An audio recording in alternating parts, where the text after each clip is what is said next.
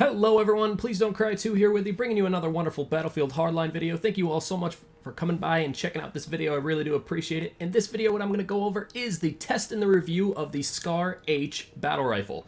Now, this weapon is a police-only weapon, so you will either need to get a weapon license voucher, or use the weapon glitch that I showed you guys in a previous video. So if you guys haven't seen that video, make sure you guys check it out. I'll put it in the link in the description down there so you guys can check that out and use that if you want to. This is personally my favorite battle rifle, and I will go through all of the reasons why I really enjoy this weapon. But what I did here is I went ahead and made a couple of custom layouts so we can use it some different ways. Now, there's what I personally like to use is the stock, the compensator, the angled grip, and the Cobra as always. And then I just have the different stencil on there. Now, I do have the weapon license for it, so that's why I'm able to go ahead and use it on the criminal side. I'm not using glitch for this. I've gotten over 20,000 kills with this gun, so I really, really enjoy it. So my preferred layout is going to be like this, but if you want to, you could go with a muzzle brake and a stubby grip on it, or some people have used a suppressor and a stubby grip. I personally don't recommend it with the suppressor, but I will go through all of that once I start using that with you. So let's go ahead and start using the gun, and I'll start talking about why I truly enjoy it.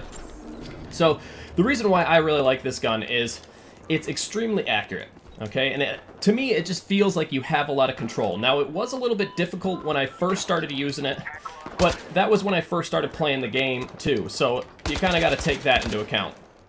So when you're using this gun, the reason, like I said, the reason why I really like it is not only is it accurate, but it's also good at multiple ranges. So when that guy just came around that corner there, I'm able to go fully auto with it, and I'm able to hold it under control. There's not a crazy recoil with it, so that's really nice. Now, noted I did have an angled grip on it, so that is going to reduce my first shot recoil on it, and I also have a compensator, which is going to help a little bit with that recoil as well. So it does make it a little bit easier to control, but the angled grip and the compensator neither are designed for automatic fire. They're more designed for burst fire, which this gun is extremely good at. And another reason why I really like this gun is you can use it on that close quarters, but you can also use it really well at distance. I mean, this is a gun that you can engage a sniper at 100 meters or so and take them out with just a few bursts. So one thing that I will recommend, though, if you are engaging a target past maybe, say, 20 meters with this gun, you really want to burst fire with it. Like that. Just look at that. Boom. Dunzo. Moving on. Okay? But feel free to go full auto with it if the target is within that range. There it is. Just see what I'm saying? This gun is just a machine here. Oh, there's a guy right here. And there we go. Full auto. It changes over very, very easily. I'm not adjusting the actual selecting the fire at all or doing anything like that with the gun. I am just tapping the with it, and then when I want to go full auto, I just simply hold the button. Okay? So once I die here, I will go through some of the other layouts with it. There's a guy over here. Let's get him first. Look at that. Boom. This gun is ridiculous. So one thing I will recommend if you are trying to get people at range, not only burst fire, but allow time in between each burst. So that way the reticle can go right back to where you were. And that's one thing that I've noticed with this gun is it will sway with that recoil just a tiny bit, but it'll come right back to that same exact spot. So you don't have to worry about adjusting it too much. Unless you're, going auto with it, it may trail off just a tiny bit, but it seems to always really want to go right back to that initial spot, which makes it really easy to tap fire at great distances with it, as you've seen me do already. And there you go. See, there's that strong automatic fire, very controllable, and because it's so powerful being a battle rifle, it really doesn't take that many rounds to actually take out an enemy. Just like that. Boom. Done. Now, one of the downsides of this gun, though, is that it is actually... you can't actually put a extended mag in it, which I would like to see, but unfortunately it doesn't come with a stock option, and it doesn't have the option to actually put extended mags on it. And when I say it doesn't come with a stock, basically what I mean is it doesn't come with a stock by its own. So let me go ahead and get into the actual weapon here, and I'll show you exactly what I mean.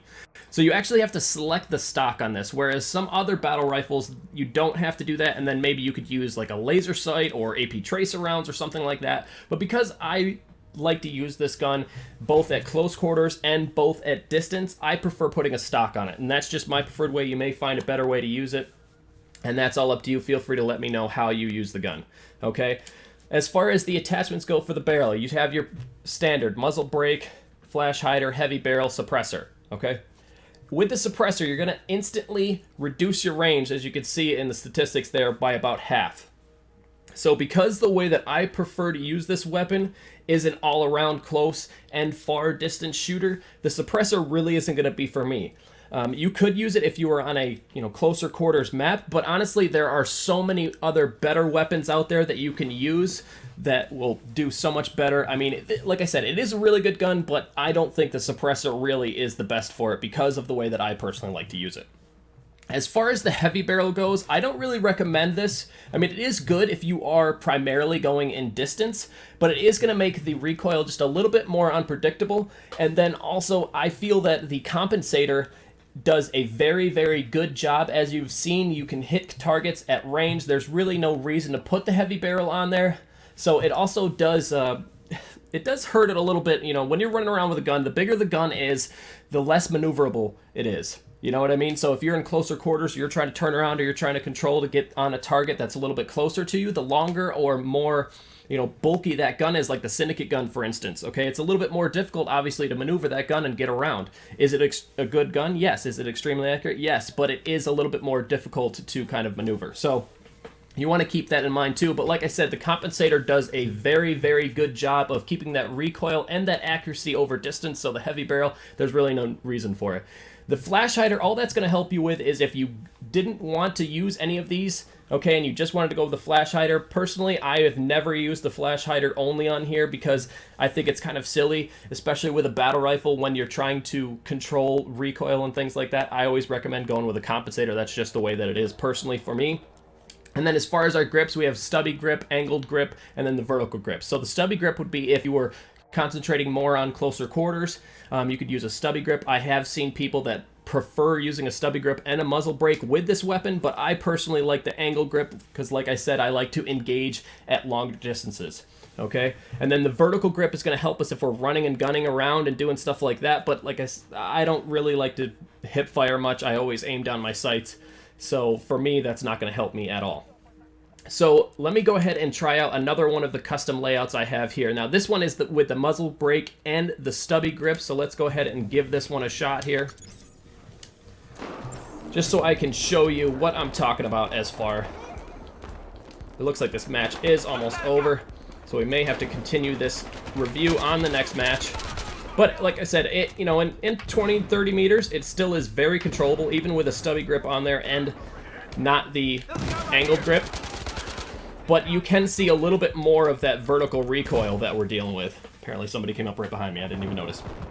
You are seeing more of that vertical recoil. So you're noticing how much that angled grip really is helping with that vertical recoil in that initial burst. And seeing as though the way that I use it at distance, I'm control bursting it, which is the way that I recommend if you're trying to hit a target at range with it. And by trying to, it's really not that difficult to put the reticle on them and tap fire away.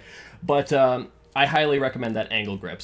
But I have seen people use it. It is still very usable if you are in a map that's a little bit smaller and you see yourself maybe engaging with closer quarters more than you're engaging at range, then feel free to throw a muzzle brake on there if that's the way that you want to go. I'm going to wait till we get into the next match and I will go through using the suppressor and things like that with you. So I will be right back with you guys in just a minute. All right, we're back at it. So now we're on Everglades here. Now, personally, I would prefer, like I said, to use the compensator and the angled grip on it, but because I want to show you some of the other attachments, I'm going to go ahead and go with a muzzle brake and a suppressor just to show you how this gun performs with a suppressor and a muzzle brake on it. Or I'm sorry, not a muzzle brake and a suppressor, a stubby grip and a suppressor. Okay, so I'm going to run around a little bit with this. Just to show you the characteristics of the guns with the different, or the characteristics of the gun with different attachments. I'm getting a little tongue-tied here. So, Everglades, is one of those maps that can be kind of difficult on TDM because a lot of the snipers like to get up to those berms, and you find yourself kind of having a hard time going around and getting the advantage on them. But that's one of the really nice things about this gun. Like I said, you can use it on both. You know what I mean? You can use it at distance and you can use it close up. So that's what makes it really, really good is that ability to use it in both ways. But I want to show you that it does not kill the gun to throw a suppressor on it. It is just not as good. As long as you're engaging in that closer quarters, it still has the same damage, okay? The two things that the suppressor are going to do for us, obviously we're not going to have the advantages that we had with a compensator or a muzzle brake. It is going to help us a little bit with that recoil. But one of the things that it's going to do, not only is it going to reduce our range, but it's also going to reduce our muzzle velocity. And that's really why it reduces that range, is because, you know, as it goes through that suppressor, it's basically reducing the amount of gases that are able to come out, and so the bullet doesn't really go as far. So with that being said, if you are, you know, have a target or something like that, if you're trying to lead a target, you want to make sure that you lead them a little bit more than you normally would.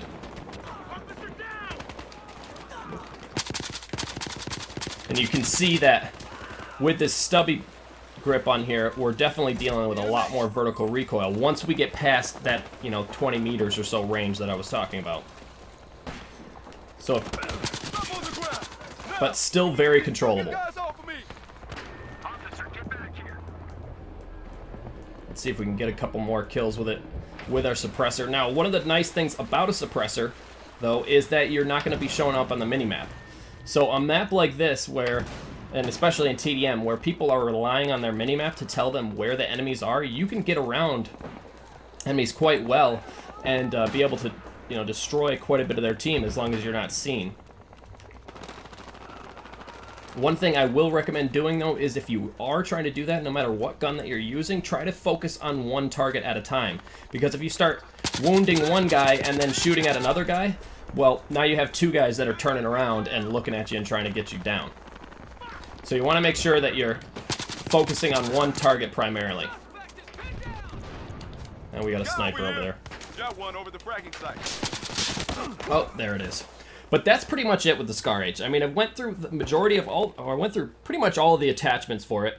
I think it is an amazing gun. If you have not tried out the Scar H, make sure you guys do. If you're having an issue, like I said, with using the gun because it is a cop weapon and you want to use it on the criminal side, check out that video that I made. I will leave a link in the description talking about that weapon glitch so you can use it on whatever side, or open up some more gold battle packs, which you have the option of, or have the chance of actually getting a weapon license voucher in there. So if you didn't know that exists, make sure you guys are opening up gold battle packs to go ahead and get that.